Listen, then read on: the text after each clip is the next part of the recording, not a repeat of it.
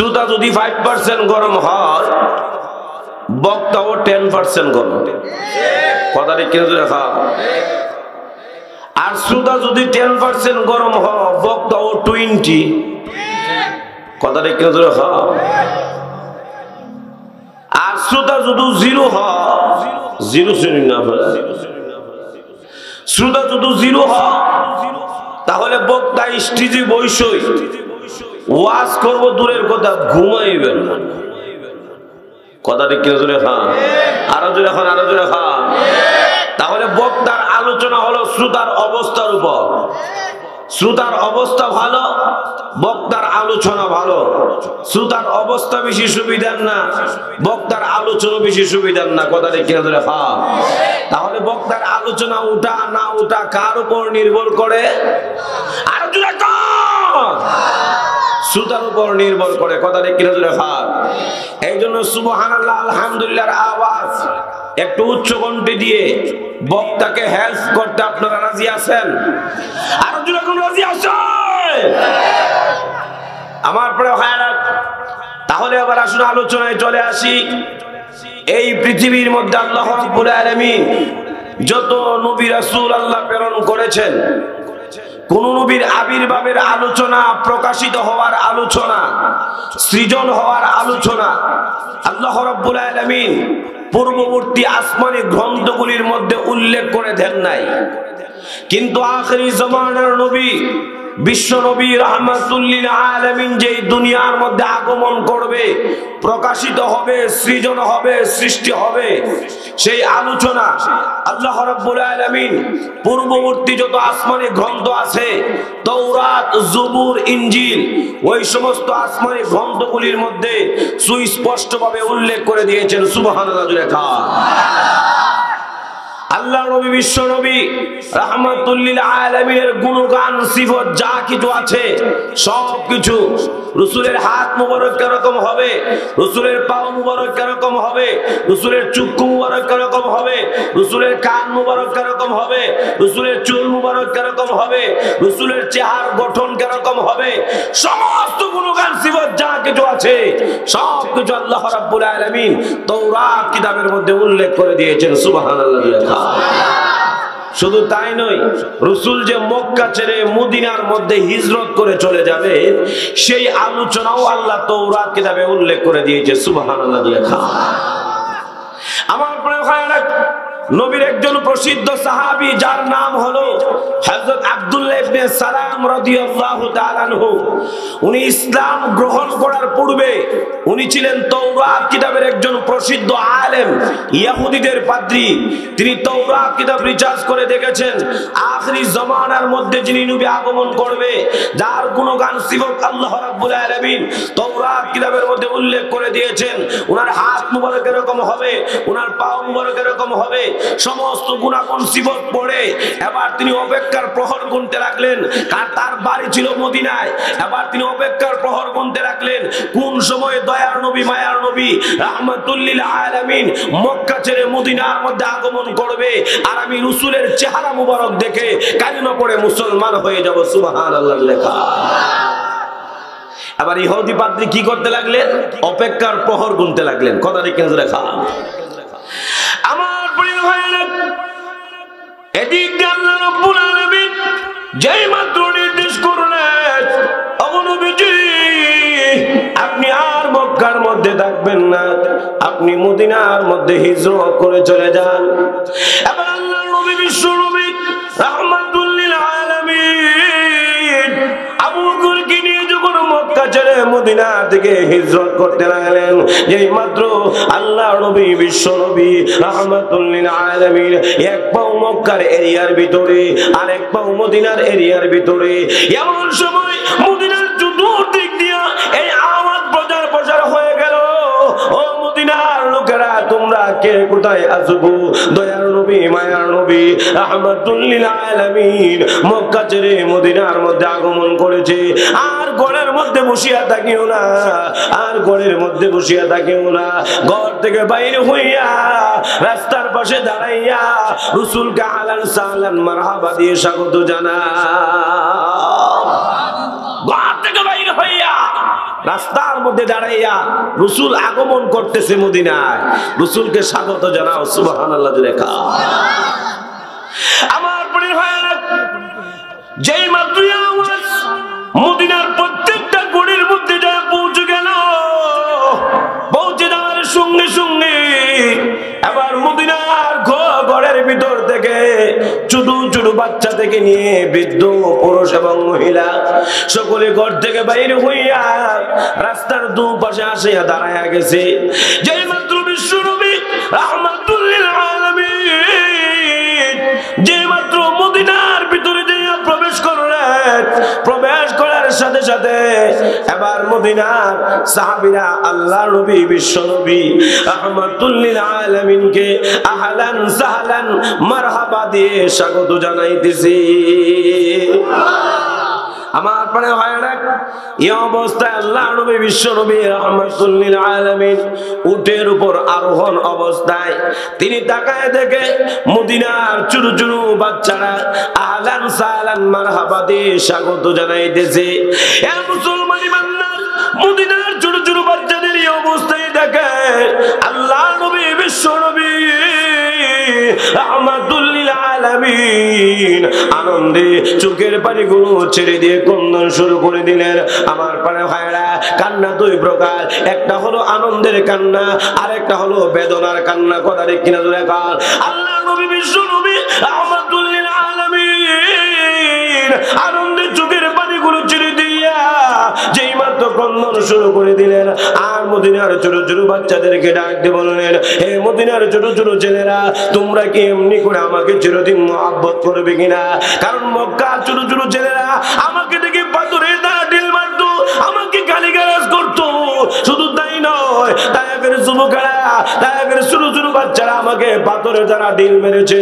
আর মদিনার ছোট ছোট বাচ্চারা কত ভালো, কত ভালো, তারা আমাকে দেখে আহলান সাহলান মারহাবা দিয়ে স্বাগত জানাইতেছে। বলেন না সুবহানাল্লাহ।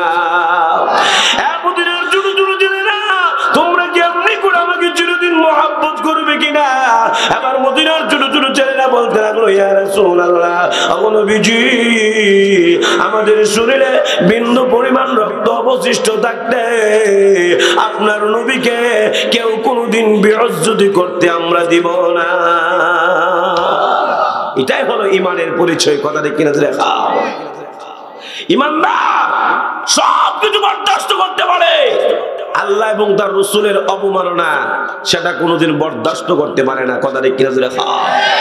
আল্লাহ এবং রাসূলের অবমাননা যদি হয়, আমি যে ইমানদারের পরিচয় দিয়া ঘরের কোণার মধ্যে বসে থাকে, তাহলে সে ইমানদার হতে পারে না। কথা ঠিক কিনা দেখা। ইয়া মুসলমান ইমানদার, একজন মুসলমান তার নিজের জীবনের চাইতে তার ঈমানকে বেশি মহব্বত করে ভালোবাসে। একজন মুসলমান তার নিজের জীবনের চাইতে আল্লাহকে বেশি মহব্বত করে ভালোবাসে। একজন মুসলমান তার নিজের জীবনের চাইতে নবীকে বেশি মহব্বত করে ভালোবাসে। একজন মুসলমান তার নিজের জীবনের চাইতে ধর্মকে বেশি মহব্বত করে ভালোবাসে। সেই ঈমানের জন্য, সেই ধর্মের জন্য, আল্লাহর জন্য, নবীর জন্য প্রয়োজনে যদি নাস্তিক মুরতাদ বেঈমানগুলির বিরুদ্ধে রুখে দাঁড়াইতে হয়, আমরা কারা কারা তৈরি আছি, হাত তুলে আল্লাহকে দেখায় দে। মাশাআল্লাহ, মাশাআল্লাহ, আল্লাহ কবুল করুক, সকলে বলুন আমিন। আমার প্রিয় ভাইরা, তাহলে বোঝা গেল ইমানদার তাকে বলা হয়। রাসূলের ইজ্জত, আল্লাহর সম্মানের উপর যদি আঘাত আসে তাহলে তার প্রতিবাদ করা। কথা ঠিক কিনা জোরে খাও। এ মুসলমান ইমানদার, কারণ আমরা তো মুসলমান, আমরা তো সাহাবায়ে কেরাম যেমন রাসূলের ইজ্জত সম্মান রক্ষা করার জন্য নিজের শরীরের তাজা রক্ত আল্লাহর রাস্তায় বিলীন করে দিয়েছেন। কথা ঠিক কিনা জোরে খাও। আমরা তো তাদের উত্তরসূরি। কথা ঠিক কিনা জোরে খাও। আমরা সাহাবায়ে কেরামের উত্তরসূরি। আমাদের শরীরে বিন্দু পরিমাণ রক্ত থাকতে আমরা রাসূলের ইজ্জত সম্মান বিনষ্ট করবে সেটা আমরা কোনোদিন হতে দেব না। কথা ঠিক কিনা জোরে খাও। আমরা ইহুদি নাসারা খ্রিস্টানদের স্টিম রুলারের আঘাত আমাদের দুইটার মধ্যে নিতে রাজি আছি, কিন্তু রাসূলের অবমাননা, আল্লাহর অবমাননা আমরা ঈমানদার হওয়ার পরে, মুসলমান হওয়ার পরে সেটা আমরা বরদাস্ত করতে পারি? মানি না, মানবো না, মানতে পারি না আল্লাহ রাসূলের অবমাননা। মানি না, মানবো না, মানতে পারি না আল্লাহ রাসূলের অবমাননা। মানি না, মানবো না, মানতে পারি না আল্লাহ রাসূলের অবমাননা। অবমাননাকারীরা রক্ষা পাবি না। কথা ঠিক কিনা জোরে খান, আরো জোরে খান। আপনাদের অসুবিধা লাগতেছে? বিষ্ণুভাইয়ের অসুবিধা লাগতেছে? অবমাননাকারীরা রক্ষা পাবি না। মানি না, মানবো না, মানতে পারি না আল্লাহ রাসূলের অবমাননা।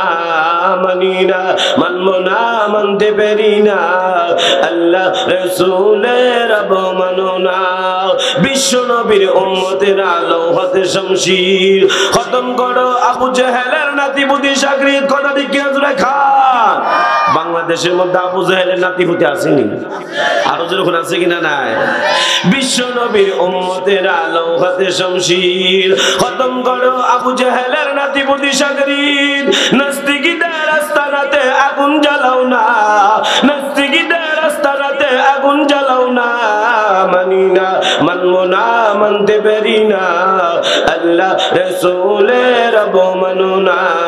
মানি না, মানবো না, মানতে পারি না আল্লাহ রাসূলের অবমাননা। বাংলার বীর মুসলমান জেগে উঠেছে, লেজ গুটিয়ে নাস্তিকীদের পালাতে হবে। কথা ঠিক কিনা জোরে খান। বাংলাদেশের মধ্যে তসলিমা নাস্তিক নামে একজন নাস্তিক মার্কা আসেননি? আসেননি? আসেননি? আর দুজন আছেন কিনা? না। যেই মাত্র আল্লাহকে জালিম বলে ঘোষণা দিয়েছে, আল্লাহ বড় জালিম, আল্লাহ বিচারের মধ্যে ইনসাফ করে নাই। মহিলাদেরকে আল্লাহ বুক করার কথা বলছেন, কিন্তু পুরুষদেরকে আল্লাহ বুক করার কথা বলেন নাই। এই জন্য আল্লাহ বিচারের মধ্যে ইনসাফ করেন নাই। একজনের উপর আল্লাহ জুলুম করছে, আরেকজনের উপর আল্লাহ ইনসাফ করছে, বিচারের মধ্যে ইনসাফ করে নাই। যেই মাত্র এই কথা বলেছে, বলার সাথে সাথে পরের দিন তৌহিদি মুসলমান, বাংলার জমিনের যত মুসলমান আছে রাজপথের মধ্যে নামিয়া ওই তসলিমা নাসরিনকে জুতা মেরে বুকরা পরিধান করিয়া বাংলাদেশ থেকে বিতাড়িত করতে বাধ্য করেছে। কথা ঠিক কিনা জোরে খান, আরো জোরে খান। বাংলার বীর মুসলমান জেগে উঠেছে, লেজ গুটিয়ে নাস্তিকীদের পালাতে হবে, নইলে তাদের হবে আজি কবর রচনা, নইলে তাদের হবে আজি কবর রচনা। মানি না, মানবো না, মানতে পারি না আল্লাহ রাসূলের অবমাননা। মানি না, মানবো না, মানতে পারি না আল্লাহ রাসূলের অবমাননা। কথা ঠিক কিনা লেখা? তাহলে আল্লাহ এবং তার রাসূলকে বিশ্বাস করা, ইজ্জত সম্মান রক্ষা করা, এটাই ঈমানদারের পরিচয়। কথা ঠিক কিনা জোরে খাওয়া। আমার প্রিয় ভাইরা, আবার মদিনার ছোট ছোট বাচ্চারা বলতে লাগলো, ইয়া রাসূলুল্লাহ, ওগো নবীজি, আমাদের শরীরে বিন্দু পরিমাণ রক্ত অবশিষ্ট থাকতে আপনার নবীকে কেউ কোনোদিন বেইজ্জতি করতে আমরা দিব? কথা ঠিক কিনা জোরে খাওয়া। আমার প্রিয় ভাইরা, যেই মাত্র এই কথা বললেন, বলার সাথে সাথে প্রচার প্রসার হয়ে গেল।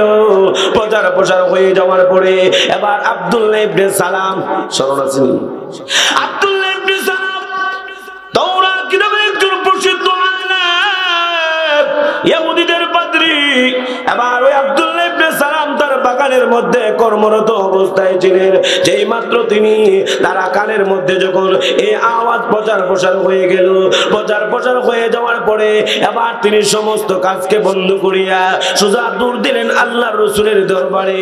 এবার রাসূল সাল্লাল্লাহু আলাইহি ওয়াসাল্লামের কাছে যাইয়া আবার রাসূলের চেহারার দিকে তাকাইয়া বলে, আমি যেগুলো গাম সিফতগুলি তাওরাত কিতাবের মধ্যে পেয়েছি, ওনার হাত কিরকম হবে, ওনার পাও মুবারক কিরকম হবে, ওনার চক্ষু মুবারক কিরকম হবে, ওনার কান মুবারক কিরকম হবে, ওনার চুল মুবারক কিরকম হবে, ওনার চেহারা গঠন কিরকম হবে, সমস্ত গুণগান সিফত ওই লোকটির মধ্যে আমি বিদ্যমান দেখতেছি। তাই আমার বিশ্বাস হয়ে গেছে উনি যে আখিরি জমানার নবী, বিশ্ব নবী, রাহমাতুল লিল আলামিন। আমার বিশ্বাস হয়ে গেছে উনি আখিরি জমানার নবী রাহমাতুল লিল আলামিন।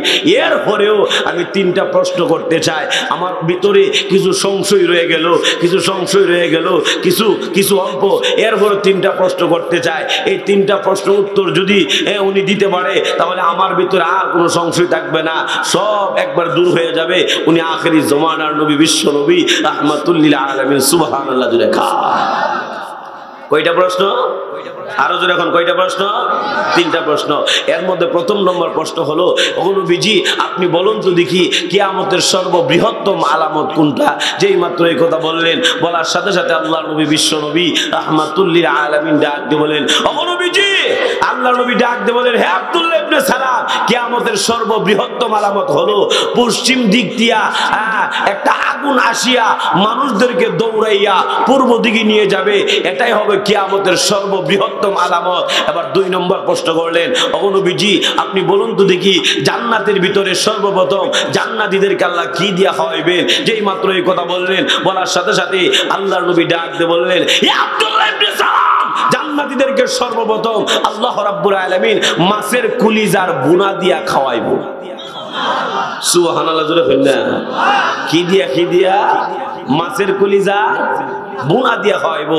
এবার তিন নম্বর প্রশ্ন করলেন, ওগো নবীজি আপনি বলুন তো দেখি যে ছেলে সন্তান একটা বাবার মতো হয় আর একটা মায়ের মতো হয়, কথাটি কিনা জোরে হয়, মা বাবার সাদৃশ্য হয় কেন?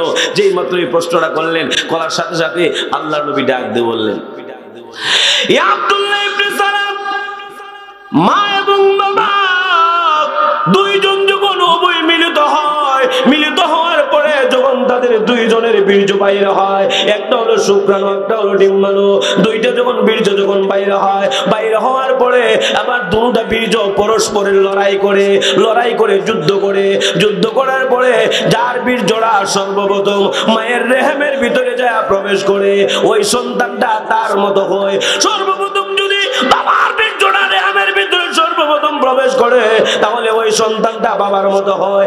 আর যদি মায়ের বীর্য সর্বপ্রথম গাইয়া মায়ের রেহেমের ভিতরে প্রবেশ করে তাহলে সেটা মায়ের মতো হয়ে যায়। যেই মাত্র তিনটা প্রশ্ন করার পরে আল্লাহ নবী, বিশ্ব নবী রাহমাতুল লিল আলামিন উত্তর দেওয়ার পরে এবার আব্দুল্লাহ ইবনে সালাম বলতে লাগলেন, ওগো নবীজি আমি তাওরাত কিতাবের মধ্যে যে উত্তরগুলি পেয়েছি হুবহু এর মধ্যে অল্প কিছু কমেও নাই, অল্প কিছু ত্রুটিও নাই, ভুল ত্রুটিও নাই, হুবহু মিল আছে। তাই আমার বিশ্বাস হয়ে গেছে আপনি হলেন আখিরি জমানার নবী রাহমাতুল লিল আলামিন। ওগো নবীজি উপস্থিত যত সাহাবায়ে কেরাম আছে সমস্ত সাহাবায়ে কেরামদেরকে সাক্ষী রেখে এই মুহূর্তে আমি কালিমা পড়ে মুসলমান হয়ে যাই, লা ইলাহা ইল্লাল্লাহু মুহাম্মাদুর রাসূলুল্লাহ। সকলে বলুন সাল্লাল্লাহু আলাইহি সাল্লাম। আমার প্রাণের ভাইরা, তাহলে বোঝা গেল আখিরি জমানার নবী আবির্ভাবের আলোচনা, প্রকাশিত হওয়ার আলোচনা তাওরাত কিতাবের মধ্যে আছে কিনা নাই? আরো যখন আছে কিনা নাই? শুধু তাই নয়, রাসূলের নাম কি হবে সেই আলোচনাও তাওরাত কিতাবে আছে। কথাটা কেন রাখা? এক ইহুদি তাওরাত কিতাবের পাতা যখন উল্টায় দেখে তিন জায়গার মধ্যে মুহাম্মদের নাম লেখা। কয় জায়গার মধ্যে? কারণ ইহুদি নাসারারা মুসলমান শান্তিতে বসবাস করুক এটা কোনোদিন তারা চাই না। কথা ঠিক কিনা? মুসলমানদেরকে দুনিয়া থেকে নিস্তেনাবুদ করে দেওয়ার জন্য তারা বিভিন্নভাবে ষড়যন্ত্র চালিয়ে যাচ্ছে। কথা ঠিক কিনা? আমার প্রিয় ভাইরা, তো এক ইহুদি বলে আমি যখন তিন জায়গার মধ্যে মুহাম্মদের নাম পাইলাম, মনে মনে উদ্দেশ্য তিন জায়গাতে যদি মুহাম্মদের নাম ছিঁড়ে ফেলে দেই কেউ আর মুহাম্মদের নাম খুঁজে পাবে না। আমি এই আশা তিন জায়গা থেকে মুহাম্মদের নাম ছিঁড়ে ফেলে দিলাম। আবার যখন পাতা উল্টায় দিয়ে ৬ জায়গার মধ্যে মুহাম্মদের নাম লেখা। সুবহানাল্লাহ জোরে বলেন না, আরো জোরে বলেন সুবহানাল্লাহ। এবার তার উদ্দেশ্য হলো যাতে করে মুহাম্মদের নাম আর কেউ খুঁজে না পায়, কেউ যাতে মুহাম্মদের নাম আর না পড়তে পারে, এটাই হলো তার উদ্দেশ্য, মুখ্য উদ্দেশ্য। আবার ৬ জায়গা থেকে যখন মুহাম্মদের নাম ছিঁড়ে ফেলে দেওয়া হলো, আবার পাতা উল্টায় দেখে ৯ জায়গার মধ্যে মুহাম্মদের নাম লেখা। ছিঁড়ে একবার বারে তিনবার, সিরে একবার বাড়ে তিনবার। এইভাবে যখন চলতেছে, চলার পরে এবার 9 জায়গা থেকে মুহাম্মদের নাম ছেড়ে ফেলে দেওয়া হলো, পাতা উল্টায় দেখে 12 জায়গার মধ্যে মুহাম্মদের নাম। তখন ওই ইহুদিটা মনে মনে ভাবতে লাগলো ব্যাপারটা কি তাই, সিরি একবার বাড়ে তিনবার, এটার আসল কারণটা তো কিছুই বুঝতে পারলাম না, কারণ এর জ্ঞান শর্ট, এই জন্য বুঝতে পারে নাই। কথাটা কি বলে? এবার ওই ইহুদিটা একজন ফাদ্রির কাছে গেছে, একজন বিজ্ঞ আলেমের কাছে গেছে, তাদের ধর্মীয় আলেম যারা আছে ফাদ্রি, তাদের কাছে গেছে। যাইয়া যখন বলতে লাগলো আমি মুহাম্মদের নাম তৌরাত কিতাবের মধ্যে পেয়েছিলাম, তিনবার সিরি পেলে দিলাম, হয়ে গেল 6, 6 সিরি পেলে দেওয়া হলো, হয়ে গেল 9, 9 সিরি পেলে দেওয়া হলো, হয়ে গেল 12। এটার ক্যারেশমাটা তো কিছুই বুঝতে পারলাম না, এটার আসল রহস্যটা তো কিছুই বুঝতে পারলাম না। ওই ইহুদি পাদ্রী ছিল একজন বিজ্ঞ আলেম। এবার ওই ইহুদি পাদ্রী ইহুদিটারে ধমক দিয়া কও, বেয়াকুব কোথাকার, তুমি কোথায় হাত দিয়েছো? যেই নামের হেফাজতের দায়িত্ব মহান আল্লাহ রাব্বুল আলামিন নিজের কুদরতি হাতের দ্বারা গ্রহণ করেছে। তুমি যদি তাওরাত কিতাবের সমস্ত অক্ষর যদি চিনতে থাকো, সমস্ত অক্ষর চিনা তোমার পক্ষে সম্ভব হবে, কিন্তু মুহাম্মদের নাম চিনিয়া শেষ করা তোমার পক্ষে কোনোদিন সম্ভব হবে না। শিক্ষা দেব সুবহানাল্লাহ। কারণ ওই নবীর হেফাজতের দায়িত্ব কে নিয়েছেন? আরো জোরে কোন কে নিয়েছেন? কোরআনের হেফাজতের দায়িত্ব কে নিয়েছেন? নবীর হেফাজতের দায়িত্ব আল্লাহ নিয়েছেন। কথা ঠিক করে খাওয়া। আল্লাহ যদি কারো হেফাজতের দায়িত্ব নেন, সম্মানের দায়িত্ব যদি আল্লাহ নিয়ে নেন, তাহলে দুনিয়ার মানুষ একত্রিত হইয়া তাকে বেইজ্জতি করা সম্ভব? আরো যেরকম সম্ভব। আল্লাহ যদি কারোর উপরে উঠাইতে চান, আপনাদের এই কালামাজি এলাকার সবাই যদি তার টেঙ্গু ধরে টাইনা নিচু নামাইতে চায়, পারবো? আরো জোরে পারবে না। তাহলে বোঝা গেল আল্লাহ রাব্বুল আলামিন রাসূলের আবির্ভাবের আলোচনা পূর্ববর্তী আসমানি গ্রন্থগুলি তাওরাত, জবুর, ইনজিল এইগুলির মধ্যে সুস্পষ্টভাবে উল্লেখ করেছেন। সুবহানাল্লাহ। আমার প্রিয় ভাইরা, এই পৃথিবীতে আল্লাহ যত নবী রাসূল প্রেরণ করেছেন সকলে বিপদের সম্মুখীন হয়েছেন। কথাটি কিনে জুড়ে সকলে বিপদের সম্মুখীন হয়েছে, পরীক্ষার সম্মুখীন হয়েছেন। কথা ঠিক না বেঠি? আচ্ছা, মানুষ যখন পরীক্ষা দেয়, পরীক্ষা দেওয়ার পরে পরীক্ষা যখন পাস করে তখন তার প্রমোশন কমে না বাড়ে? আরো যখন কমে না বাড়ে? বাড়ে। সমস্ত নবী রাসূলদেরকে আল্লাহ পরীক্ষার সম্মুখীন করেছেন। পরীক্ষার সম্মুখীন করার পরে যখন পরীক্ষায় উত্তীর্ণ হয়েছে, আল্লাহ তাদের প্রমোশন বাড়াইয়া দিছে। কথাটি কেউ জোরে খা, আরো জোরে এখন, আরো জোরে খা। আমার প্রিয় ভাইরা, আল্লাহ নবী বিশ্ব নবী রাহমাতুল লিল আলামিন ডাকতে বলেন, দুনিয়ার মানুষেরা, এই আমার উম্মতেরা, এই পৃথিবীর মধ্যে যত নবী রাসূল পরীক্ষার সম্মুখীন হয়েছেন, যতগুলি পরীক্ষার সম্মুখীন হয়েছেন, আল্লাহ রাব্বুল আমি মুহাম্মদ তাদের চাইতে বেশি পরীক্ষার সম্মুখীন হয়েছি। চিল্লায়া বলেন সুবহানাল্লাহ। এ মুসলমান ইমানদার, আল্লাহ নবী ডাকতে বলেন, সমস্ত নবীরা ইসলামের জন্য যত কষ্ট করেছেন, আমি মুহাম্মদুর রাসূলুল্লাহ সাল্লাল্লাহু আলাইহি ওয়াসাল্লাম তাদের চাইতে বেশি কষ্ট আমি করেছি। সমস্ত নবীদের কষ্ট যদি এক পাল্লায় রাখা হয়, আর আমাদের নবীর কষ্ট যদি অপর পাল্লায় রাখিয়া টান দেওয়া হয়, আমাদের নবীর কষ্টের পাল্লা ভারী হয়ে যাবে। কথাটা কেউ যদি এই জন্যে নবী যেমন শ্রেষ্ঠ, নবীরে বেশি পরীক্ষার সম্মুখীন করাইছেন, করানোর পরে আল্লাহ তাআলা প্রমোশন ও বড় হয়ে দিছে। কথাটা কেউ যদি মুসলমান ইমানদার, এই পৃথিবীর মধ্যে আল্লাহ রাব্বুল আলামিন এক একজন নবীকে আল্লাহ এক একটা উপাধি দান করেছে। হযরত আদম আলাইহিস সালাতু ওয়াস সালামকে সফিউল্লাহ উপাধি আল্লাহ দান করেছে। হযরত ইব্রাহিম আলাইহিস সালাতু ওয়াস সালামকে পরীক্ষায় উত্তীর্ণ হওয়ার পরে আল্লাহ রাব্বুল আলামিন ইব্রাহিম নবীকে খলিলুল্লাহ উপাধি দান করেছে। কথা ঠিক কিনা তোরা কার? ইয়া মুসলমান ইমানদার, ইব্রাহিম আলাইহিস সালাতু ওয়াস সালাম একটা নয়, দুইটা নয়, চারটা কঠিন পরীক্ষার সম্মুখীন আল্লাহ করেছে। চারটা কঠিন পরীক্ষায় ইব্রাহিম আলাইহিস সালাতু ওয়াস সালাম কৃতিত্বের সাথে উত্তীর্ণ হওয়ার পরে আল্লাহ খুশি হইয়া ইব্রাহিম নবীকে খলিলুল্লাহ উপাধি দান করেছে। এবার মুসা আলাইহিস সালাতু ওয়াস সালামকে আল্লাহ রাব্বুল আলামিন কালিমুল্লাহ উপাধি দান করেছে। হযরত ঈসা আলাইহিস সালাতু ওয়াস সালামকে আল্লাহ রাব্বুল আলামিন রূহুল্লাহ উপাধি দান করেছে। আল্লাহ নবী ডাকতে বলে, আবু আল্লাহ তুমি আমার জন্য কি রেখেছো সুবহানাল্লাহ। সবারই তো তুমি উপাধি দিলা, পরীক্ষার সম্মুখীন করছো, সবারই তো একটা করে এক উপাধিও দিছো, প্রমোশন তাদের বাড়াইছো। কথা ঠিক কিনা দেখা, আমি তো সকলের চাইতে কষ্ট করছি বেশি। আমার কথা ঠিক কিনা দেখা, সকলের চাইতে আমি বেশি কষ্ট করছি, বেশি পরীক্ষায় পরীক্ষার সম্মুখীন হয়েছি। আমার জন্য তুমি কি উপাধি রাখছো সুবহানাল্লাহ লেখা। আল্লাহ রাব্বুল আলামিন ডাক দেন, আপনি টেনশন করিয়েন না, চিন্তিত হয়েন না গো নবী, আপনি যেমন স্পেশাল নবী, আমি আল্লাহ আপনার জন্য একটা স্পেশাল উপাধি বরাদ্দ করে রেখেছি। আপনার বাবার নাম হলো আব্দুল্লাহ, আপনার কাবা হলো বাইতুল্লাহ, আপনার উপর যে গ্রন্থ আল্লাহ রাব্বুল আলামিন নাযিল করেছেন সেই গ্রন্থের নাম হলো কালামুল্লাহ। আর আমি আল্লাহ খুশি হইয়া স্পেশাল নবী হিসাবে আপনাকে যে উপাধি দান করলাম সেই উপাধির নাম হলো হাবিবুল্লাহ। রাসূলের উপাধির নাম কি? আর জোরে খা। হাবিবুল্লাহ শব্দের অর্থ কি? আল্লাহর দুস্ত। কথা ঠিক কিনা জোরে খা, আল্লাহর বন্ধু। তাহলে খলিলুল্লাহ শব্দের অর্থ আল্লাহর বন্ধু। কথা ঠিক না? খলিল শব্দের অর্থ হলো বন্ধু, হাবিব শব্দের অর্থ হলো কি? বন্ধু। তাহলে দুনো বন্ধু, এই দুই বন্ধুর অর্থের মধ্যে আকাশ জমিন ব্যবধান। কথা ঠিক কিনা জোরে খা, আরো জোরে খা। একজন হইল আল্লাহর জন্য পাগল, আর একজন হইল আল্লাহ তার বন্ধুর লাগি পাগল।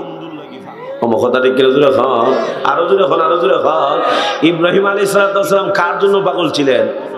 আরো যখন কার জন্য পাগল ছিলেন? আল্লাহর জন্য পাগল ছিলেন।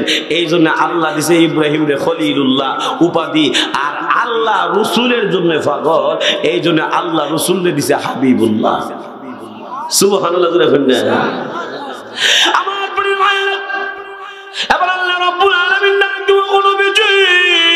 শুধু হাবিবুল্লাহ উপাধি দিয়ে আমি আল্লাহ আপনাকে শেষ করি নাই। আমি আল্লাহ দুনিয়ার জিন্দগির মধ্যে তিনটা স্পেশাল নিয়ামত আপনাকে আমি আল্লাহ দান করলাম। পরকালে আপনার জন্য একটা স্পেশাল নিয়ামত বরাদ্দ করে রেখেছি। পরকালে যেই নিয়ামতটা আমি আল্লাহ আপনাকে দান করব সেই নিয়ামতটাই হলো কাউসার নামক নিয়ামত। সুবহানাল্লাহ। যেটা অন্য কোনো নবী পয়গম্বরকে দান করব না, একমাত্র আপনার জন্য বরাদ্দ করে রাখা হয়েছে কাউসার নামক নিয়ামত। ইন্না আ'তাইনাকাল কাউসার ফাসাল্লি লিরাব্বিকা ওয়ানহার ইন্না শানিয়াকা হুয়াল আবতার। নবীজি, পরকালে আপনাকে আমি আল্লাহ কাউসার নামক নিয়ামত দান করব। আর দুনিয়ার মধ্যে আমি আল্লাহ আপনাকে যে তিনটা সমস্ত নবী রাসূলদেরকে আল্লাহ যত ইলম দান করেছেন, যত জ্ঞান আল্লাহ দান করেছেন, তার চাইতে বেশি জ্ঞান আল্লাহ রাসূলকে দান করেছেন। কথা ঠিক কিনা দেখা, উতিতুল ইলমা মিনাল আউয়ালিন ওয়াল আখিরিন। আল্লাহ নবী বলেন, আমার আগে এবং আমার পরে যত লোক পৃথিবীতে আসছিল এবং আসবে সকলকে মিলিতভাবে যত জ্ঞান দেওয়া হয়েছে, মহান আল্লাহ রাব্বুল আলামিন একাই তাদের চাইতে বেশি জ্ঞান আল্লাহ আমারে দান করছে। অথচ রাসূল দুনিয়ার কোন স্কুল, কলেজ, ইউনিভার্সিটি, মাদ্রাসার মধ্যে লেখাপড়া করে নাই। কথা ঠিক কিনা দেখা, আমরা দেখি জাগতিক শিক্ষায় যাদের সার্টিফিকেটের সংখ্যা বেশি, ওজন বেশি, এদের মেধা ভালো। কথা ঠিক কিনা দেখা, এদের জ্ঞান বেশি। কিন্তু আল্লাহ রাসূল তো জীবনে কোনোদিন স্কুল পড়ছে না, মক্তবও পড়ছে না, ভার্সিটিতে পড়ছে না, মাদ্রাসাতেও পড়ছে না। কথা ঠিক কিনা দেখা, কিন্তু আল্লাহ রাব্বুল আলামিন রাসূলকে এত ইলম দান করেছে, এত জ্ঞান দান করেছে, পৃথিবীতে আর কাউকে দান করে নাই। কারণ নবী হওয়ার জন্য কিছু শর্ত আছে। কথা ঠিক কিনা দেখা, নবী হওয়ার জন্য কিছু শর্ত আছে। এর মধ্যে প্রথম নম্বর শর্ত হলো, নবী যিনি হবেন তিনি দুনিয়ার কারো কাছে লেখাপড়া করিতে পারিবেন না। যদি দুনিয়ার কারো কাছে লেখাপড়া করেন তাহলে তিনি নবী হতে পারবেন না। কথা ঠিক কিনা দেখা, কারণ নবী যদি দুনিয়ার কারো কাছে লেখাপড়া করে তাহলে নবীর চাইতে শিক্ষক যিনি তার মর্যাদা বেশি হবে। আচ্ছা, আমাদের সমাজে ছাত্রের চাইতে শিক্ষকের মর্যাদা কম না বেশি? আরো দূরে হন বেশি। রাসূল যদি দুনিয়ার কারো কাছে লেখাপড়া করতেন তাহলে রাসূলের চাইতে শিক্ষকের মর্যাদা বেশি হইতো। কথা ঠিক না ঠিক? কিন্তু অথচ আল্লাহর পরে হলো রসুলের সম্মান, আল্লাহর পরে হলো রসুলের ইজ্জত, দুনিয়ার এরপর হইল মা বাপ। কথা ঠিক কিনা জোরে খান? তাহলে রসুলের সম্মান কুনমালে তোগা। এই জন্য আল্লাহ সমস্ত নবীদের লেখাপড়ার দায়িত্ব আল্লাহ নিজের কুদরতি হাতের দ্বারা গ্রহণ করে নিয়েছে। সুবহানাল্লাহ লেখা। আল্লামা শেখ সাদী রহমাতুল্লাহি আলাইহি তার কিতাবের মধ্যে লেখে, ও ইলম নামক মহাসাগরটাকে আল্লাহ রাব্বুল আলামিন 100 ভাগ করে 99 ভাগ ইলম আল্লাহ নিজের কাছে রেখে দিয়েছেন, আর বাকি রইছে মাত্র এক ভাগ ইলমকে আবার 100 ভাগ করে 99 ভাগ ইলম আল্লাহ রাসূলকে দান করেছেন, আর এক ভাগ ইলম সমস্ত নবী রাসূল সমস্ত মানব জাতির মধ্যে আল্লাহ বন্টন করে দিয়েছে। সুবহানাল্লাহ জোরে খান। তাহলে ইলমের দিক দিয়ে লক্ষ্য করলে রাসূল সকল নবীদের চাইতে শ্রেষ্ঠ। কথা ঠিক কিনা জোরে খান? আরো জোরে খান, আরো জোরে খান। আমার প্রাণের ভাইয়েরা, শুধু তাই নয়, রাসূল যেমন সমস্ত নবীদের চাইতে ইলমের দিক দিয়ে শ্রেষ্ঠ, শেষ নবীর উম্মত অন্যান্য নবীর উম্মতের চাইতে ইলমের দিক দিয়ে শ্রেষ্ঠ। সুবহানাল্লাহ জোরে খান। আমার প্রাণের ভাইয়েরা, ছোট্ট একটা বাহাসের কথা বলবো বাহাসের কথা বলবো। বাহাসের আপনাদের অসুবিধা লাগতেছে?